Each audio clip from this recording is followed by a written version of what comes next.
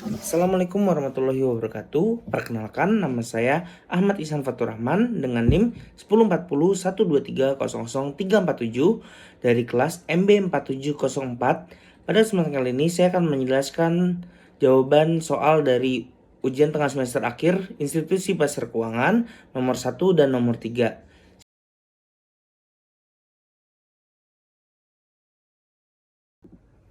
Oke, kita masuk ke soal nomor 1, yang dimana diketahui dia membutuhkan dana sebesar 8 juta dolar dengan alternate 1 yaitu 100% saham biasa dengan 40% saham dengan nilai S sebesar 400 ribu dan alternate 2 yaitu obligasi sebesar 6 juta, bunga 12% dan saham biasa 2 juta dengan nilai S 100 ribu dan adapun teksnya yaitu 30%. Oke, kita masuk ke alternate 1 yang dimana rumusnya adalah seperti ini. Dengan perhitungannya kita masukkan, maka akan mendapatkan hasil yaitu X 0,7X dibagi 400.000. Dan untuk alternate 2 yaitu X min 720.000 dikali 0,7 dibagi 100.000. Seperti ini.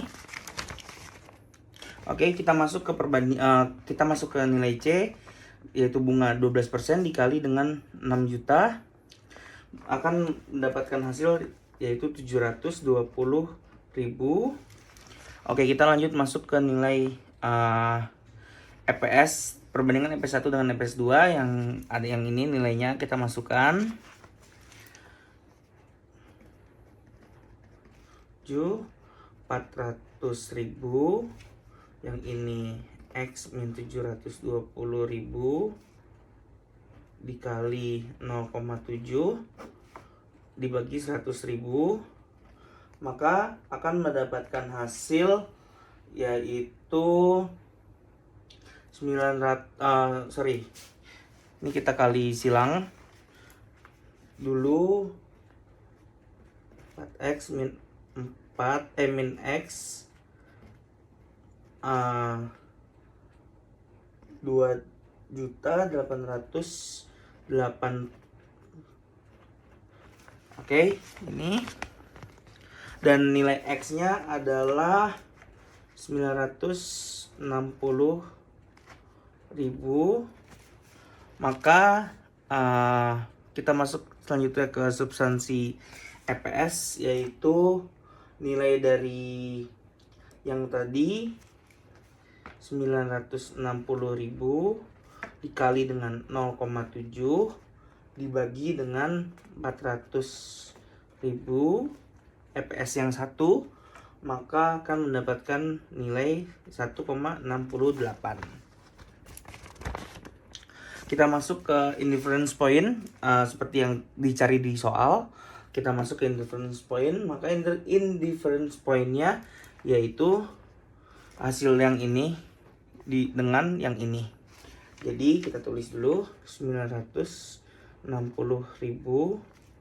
sama 1,68. Oke, selanjutnya kita akan masuk ke nilai grafik, yang dimana pada alternate 1 ini X-nya itu bernilai 0, maka kita tulis di sini ya.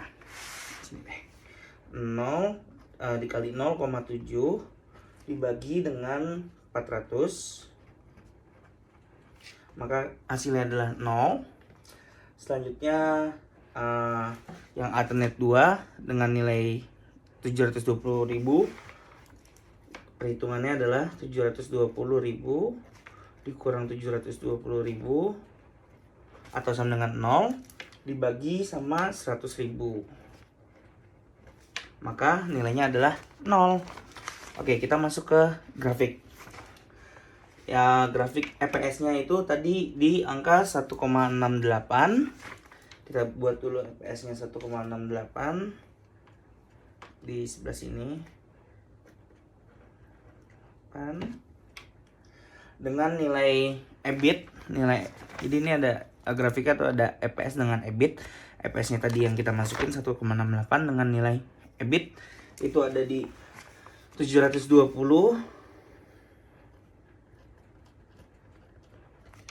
dengan di 960.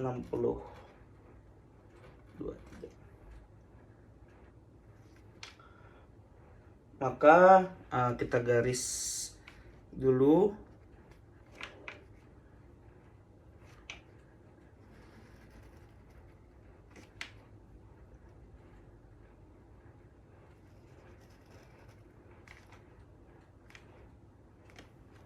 Maka akan mendapatkan nilai EPS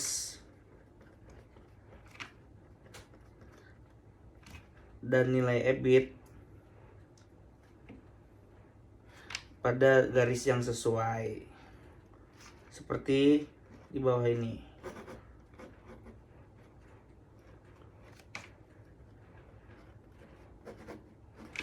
Seperti ini grafiknya, oke? Maka dapat disimpulkan bahwa hasil terbaiknya adalah pada alternatif 2 dan memiliki solusi EBIT sejumlah $720 dan dapat naik dengan pesat. Sedangkan untuk alternatif 1 masih tergolong aman dan minim resiko, tetapi yang lebih disarankan yaitu pada alternatif 2.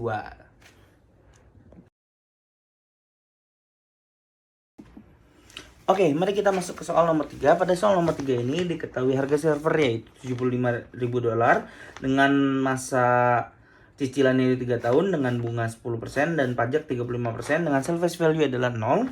Selanjutnya kita masuk ke loan yang pertama dan yang kedua dicari adalah lease.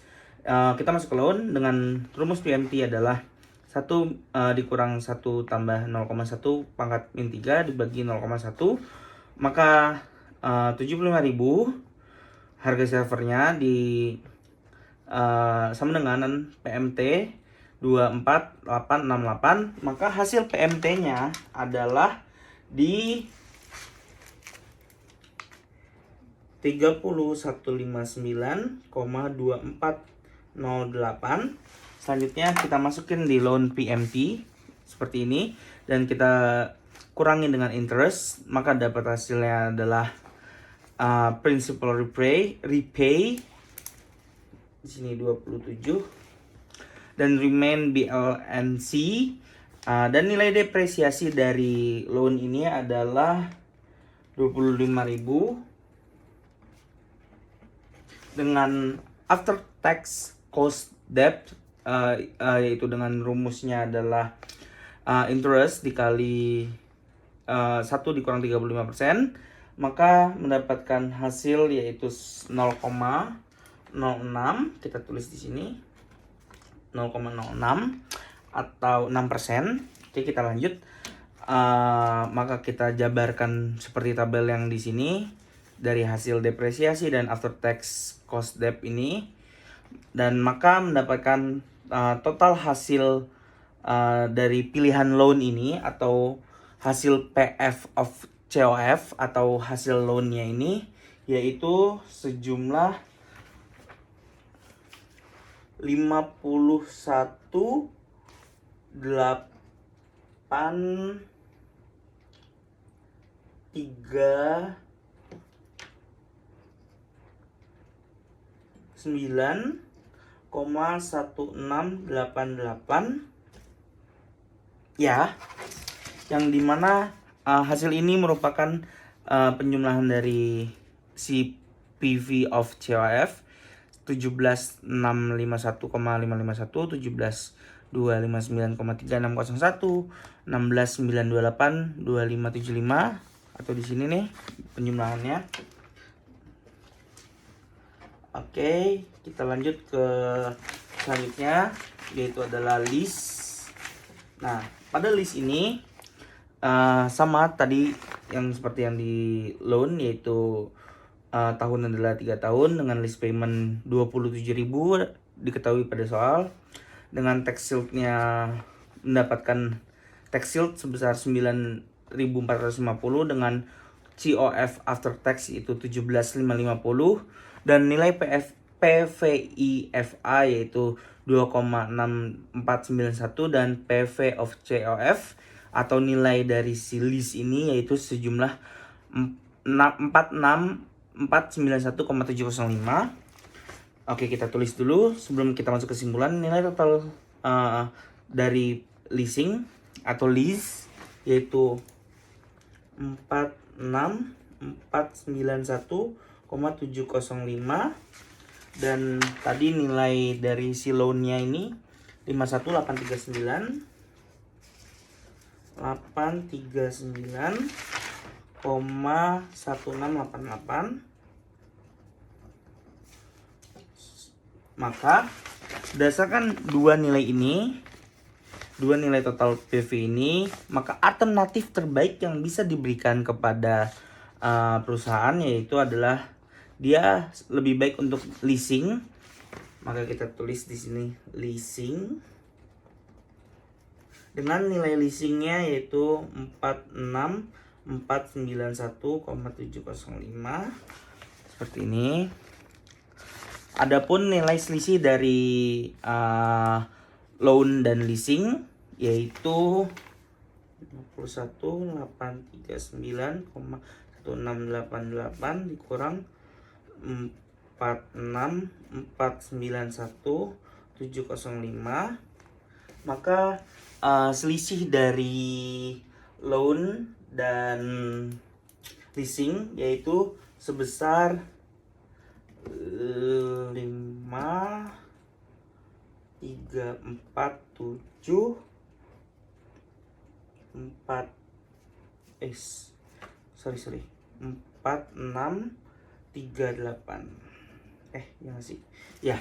Jadi nilai selisih dari total PV atau total PV of COF yaitu dari loan-nya tadi 518391688 dikurang dengan yang leasingnya atau leasingnya yaitu di 46491,705, maka mendapatkan hasil yaitu adalah 5.347,4638. Maka perusahaan lebih baik untuk melakukan leasing karena selisihnya cukup besar. Sekian. Oke, setelah kita melakukan pengerjaan ini dapat disimpulkan bahwa pada soal nomor 1 nilai indifference point-nya adalah segini dengan grafiknya adalah yang ini. Dilanjut dengan yang nomor 3.